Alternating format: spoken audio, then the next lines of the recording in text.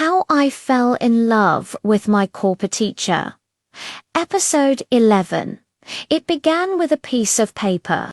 The morning was already warm when I sat alone in the classroom before lessons began. The windows were open, letting in the smell of dust and wet leaves from the night's rain.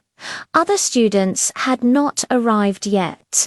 The desks stood quietly, waiting. I opened my notebook to a blank page. I did not plan to write anything important.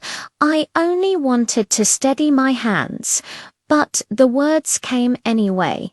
Not his name. Not a confession. Just thoughts about fear, about staying small, about voices that grow tired of being trapped inside the chest. I wrote slowly, carefully, as though someone might be watching. When I finished, I tore the page out and folded it once. Then again, smaller, neater, as if that could make it harmless. The bell rang, students flooded in, noise returned, life resumed. During English class, Mr. Adebayo moved around the room, checking work quietly. When he reached my desk, he paused.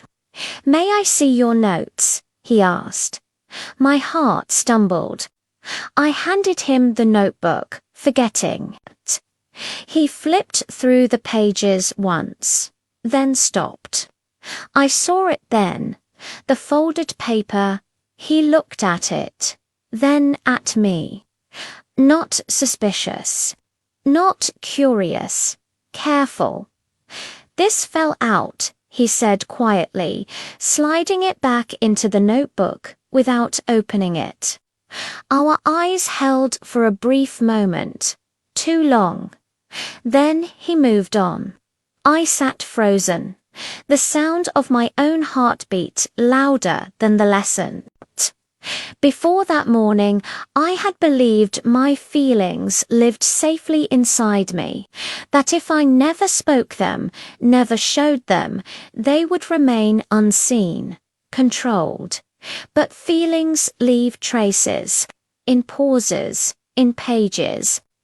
In the way someone hesitates before returning a piece of paper they chose not to read. Mr. Daniel Adebayo had respected a boundary I had not asked for, and in doing so, he showed me something painful and beautiful at once. He knew, or at least he sensed.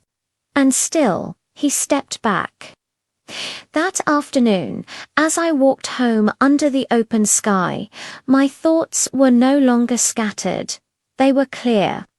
Silence was no longer neutral. It was becoming a decision, and for the first time I understood the danger was not in speaking too much, but in leaving too much of myself unsaid. That night, as I placed the folded note back inside my book, I knew one thing with certainty. Soon, something would have to change.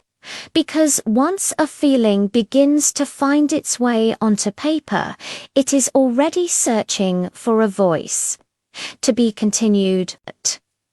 Thank you so much for joining me for episode 11. What do you think he saw in her eyes? What do you think will happen next? Let me know all your thoughts in the comments below. And if you're loving this story, please don't forget to hit that like button and subscribe so you won't miss episode 12.